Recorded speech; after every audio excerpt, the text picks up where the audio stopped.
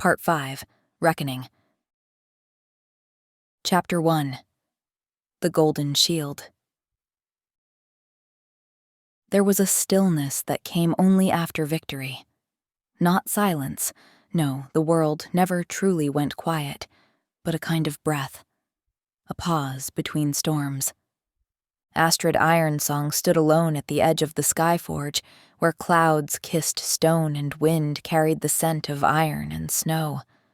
The battle with Surtur was behind her. The fire still smoldered in her limbs, in her blood, in her hammer. Himmelsglad, the divine flame now bound to her hand. And yet, her fingers brushed the shaft of Gullskjoldur, still slung across her back. She had not drawn it since Muspelheim.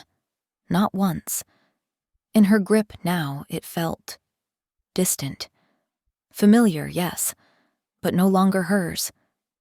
She remembered the weight of it when Freya first placed it in her hand, the warmth of its runes, the quiet vow it whispered, "Protect before you strike." And she had. Through frost and fire, against gods and ghosts, she had carried that spear not just as a weapon, but as a promise. But that promise had changed. She found the young Valkyrie in the training fields beyond the stone cliffs of Hlidskjalf. Snow clung to her braids. Her boots were scuffed, her armor dull, and her spear, standard issue iron, shook with each parry. Her name was Ayla, not the strongest, not the fastest, but Astrid had seen her drag a dying soul from the edge of the veil while bleeding from her own wounds. She had shielded a mortal child in a skirmish with ice wraiths, taking a blade meant for the innocent. She had the fire. She just didn't know how to wield it yet. Astrid watched from the ridge, arms folded, saying nothing. Ayla saw her, hesitated, stumbled. Astrid descended like a storm. Without a word, she held out the golden spear. Ayla blinked. I don't understand." "You don't need to," Astrid said. "Just hold it." The young Valkyrie did. The runes glowed. Not faintly. Bright. Welcoming. Alive. Ayla looked up, her voice unsteady. "This is Freya's gift to you. I can't—" "It was," Astrid said, "but I'm no longer what it was made for." She stepped back, nodding once. "You protect before you strike. This was forged for hands like yours." Ayla's eyes widened. "Are you sure?" Astrid smiled, wry, tired, proud. "I carry fire now." That night, she sat beneath the stars, Himmelsglad across her lap, mead in hand, and the scent of snow in the wind. From the cliffs above, the training Valkyries gathered, unaware they were watching history. Ayla stood among them, spear gleaming in the firelight, not just a student now, but a bearer of legacy. Astrid didn't say a word. She didn't have to. Chapter 2, Bone and Thunder. The skies above Muspelheim had cooled. The flames still raged in the cracks below, but the earth had quieted. Surtur's massive form stood in silence behind Astrid, alive once more, barely understanding the second chance carved from the hammer's glow. But Astrid felt it, a pressure in the air, a stillness too complete, a shadow stretching from nowhere. The world noticed what she had done, and so did hell. She stepped from the void without warning, one foot in shadow, one in starlight. Her robes flowed like morning smoke. Her face, half beautiful, half bone, was unreadable. But her gaze burned, not with anger, not even with hatred, with reckoning. "You stand where none should stand," she said. Astrid turned slowly. She did not raise her hammer, but she did not bow her head either. He deserved another chance. Hell looked past her, at the fire giant reborn. The cold winds call. The dead must go. Flesh to dust, as fate has sown, she murmured. Yet you stand, hammer raised, defiant. Astrid met her eyes. Because I could, because someone has to. Hel stepped forward. The fire dimmed in her presence. The air thickened like mourning shrouds. Astrid Ironsong, unyielding flame, she whispered. You walk unbowed. You twist the game. You steal from me. You break the chain. Silence stretched like ice between them. Then, her voice hardened. The payment for the stolen souls is due. Astrid clenched Himmelsglad, but said nothing. The tides of time will claim their toll, Hel said. What you return, what you deny, will twist the sky. No soul escapes what fate has hewn. The hammer in Astrid's hand pulsed once, as if warning her, or agreeing. But she held her ground. I am no tyrant, Hel continued. I do not reap with greed, yet even gods must weigh the cost. Her gaze turned toward the horizon. You won a battle, but what war did you just lose? Astrid's breath caught. Hel stepped closer, now only a few feet away. Go on then. Let your thunder strike. Raise your dead. But mark my words. Her skeletal eye socket glowed faintly with ancient magic. What waits beyond may not be there when next you reach. Then she was gone. The wind returned. The flame moved once more. But the air still remembered her presence. Astrid stood, jaw tight, breath shallow. She looked down at Himmelsglad, then toward Surtur, now kneeling, head bowed. She didn't regret what she had done. But the price? The price was yet unknown. Chapter 3. Shield and Flame. The northern winds howled over the cliffs of Skardheim, where the snow never stopped falling, and the sky always looked ready to break. It was here, far from the golden halls and molten realms, that Astrid Ironsong stood once more, her hammer at her side, her thoughts heavier than her armor. Hel's warning echoed still. Not in words, but in weight. The act of raising Surtur could not be undone, and while Astrid would never regret it, she could feel the tremor left in its wake. The balance had shifted. She needed to give something back. She needed to shape something right. That something arrived on frostbitten feet. Her name was Ursa, a girl cast aside by her Jarl, deemed too weak for the shield wall, too small for battle. She arrived in silence, eyes hollow, pride cracked, but not broken. Astrid saw it immediately. That ember, that buried rage. She didn't greet her with a smile. She handed Ursa a wooden practice blade and gestured to the snow-slicked field behind her. If you want strength, she said, you'll earn it. Not for them, for you.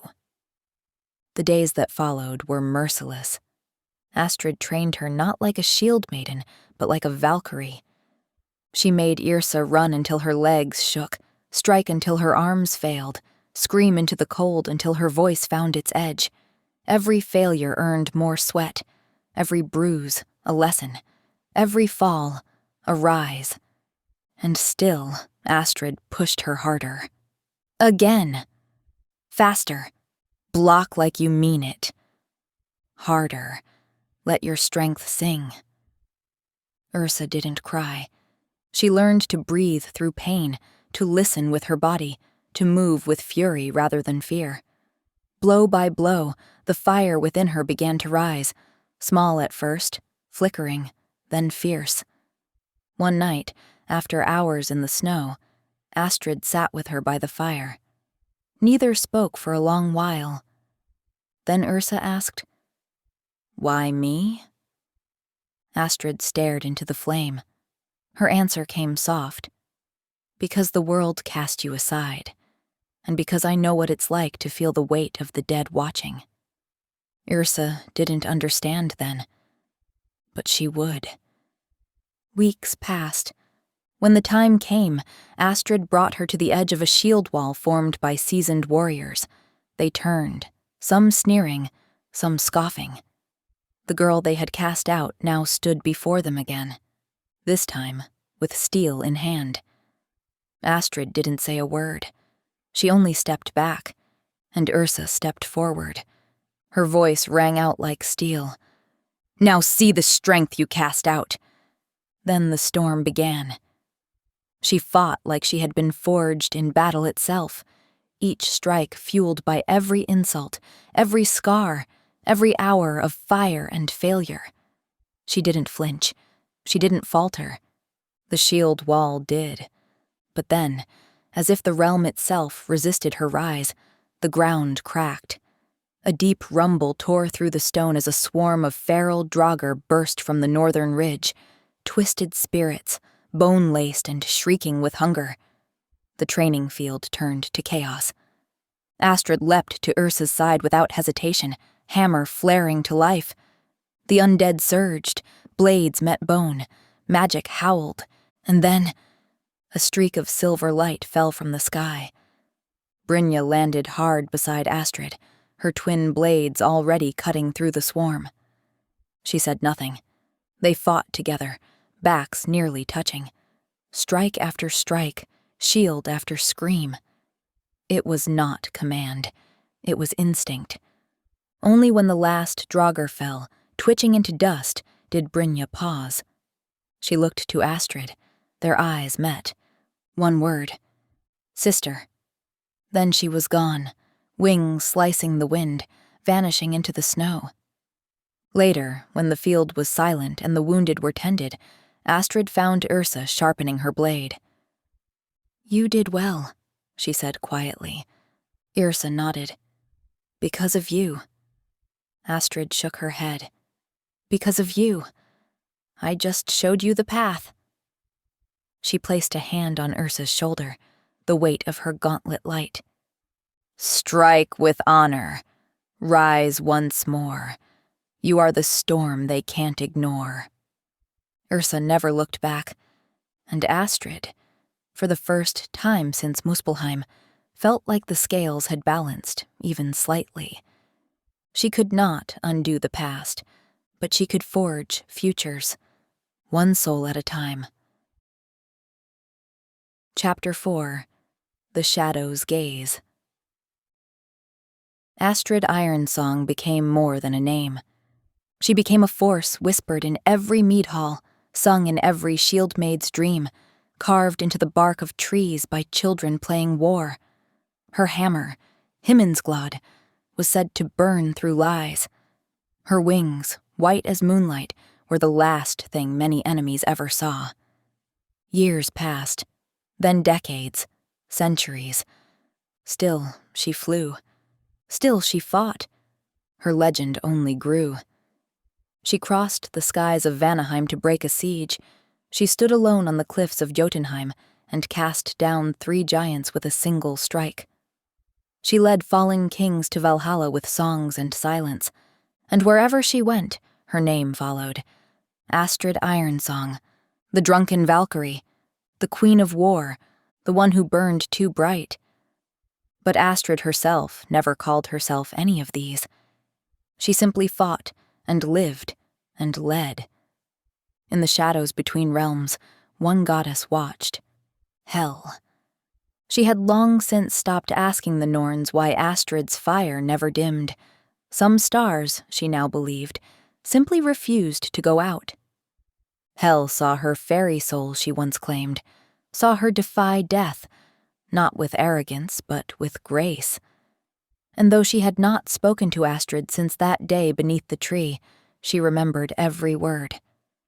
"Come back to me when your fire dims." But it never did. Astrid soared across the tapestry of time, untouchable now.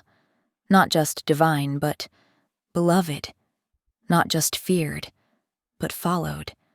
Her name rang louder than any war horn, and yet there were moments. Moments when Astrid paused at the edge of life and death, when she looked into the mist after guiding a soul, when the winds quieted and her eyes narrowed, and she whispered to no one, "Still watching?" Hell answered, "Always." Chapter 5. Threads Unwoven. The wind was still at the roots of the world tree. Here, in the hollow where time curled in on itself, Odin Allfather stood before the well of Urd, his single eye fixed upon the surface of the water, not with anger nor hope, but something colder. Curiosity. The Norns stood in silence, veiled in thread and shadow, their hands never stopping, weaving lives, legends, and lies into the great tapestry. They did not speak first. Odin did. "Show me the storm!" At his voice, the water stirred. Visions rippled across the surface, shifting, incomplete. Wings of white, a hammer burning like the breath of Muspelheim, 1,000 souls carried to safety, a giant risen from ash, a goddess watching from behind a veil of half-death, and in the center of it all, Astrid Ironsong. The shield maiden turned legend, the mortal turned Valkyrie, the protector turned flame. She danced through battle, laughter like thunder, her hammer calling down fire from the sky. Her presence lit the battlefield like dawn, but behind her came smoke. One path showed salvation. The realms united, the old wounds healed, the balance held. Another showed fire, gods torn from their thrones, the threads of fate snapped by a force that would not bend. Odin's gaze darkened. He saw Hel's face flicker at the edge of the vision, eyes not of hatred, but longing. He saw Astrid kneel at the edge of the world, wings outstretched, hammer held low, and behind her, silence, reverence, fear. "She will save them," one Norn whispered. "Or she will change everything," said another. "And what she saves," murmured the third, "may no longer serve you." Odin stood a long while. He did not raise his voice. He did not threaten. He simply watched as the storm within the threads raged and flickered out. "She carries fire," he said at last. "Even the roots of Yggdrasil fear flame." Odin turned from the well. No orders, no warnings. Not yet. But in his hand, the tip of his spear darkened, as if touched by smoke. The winds stirred behind him. He did not turn, did not need to. A presence slipped from the shadow beneath the roots, silent, weightless, inevitable. Cloaked in ash and quiet, skin half glow and half bone. Hell. She stepped to the edge of the well, gaze lowered to the waters still rippling with Astrid's name. She said nothing. The Norns did not greet her. They merely watched. A single strand of fate drifted loose, burned at the edge, flickering like flame. Hel reached out, touched it with one pale finger. The thread curled toward her. Her lips parted. A whisper, so soft even the well did not echo it. "You fear her fire." A pause. A longer silence. "I do not." She turned from the well and vanished into mist,